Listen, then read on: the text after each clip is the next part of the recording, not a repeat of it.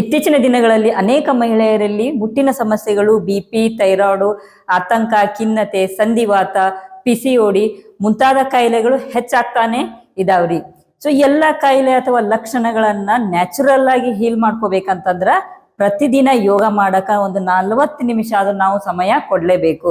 ಇಲ್ಲ ಅಂತಂದ್ರ ಅತಿ ಹೆಚ್ಚಿನ ಸಮಯ ಮತ್ತ ಹಣವನ್ನ ಕಾಯಿಲೆಗಳಿಗೆ, ಔಷಧಿಗಳಿಗೆ ಮತ್ತ ಆಸ್ಪತ್ರೆಗಳಿಗೆ ಕೊಡ್ಬೇಕಾಕೇತ್ರಿ.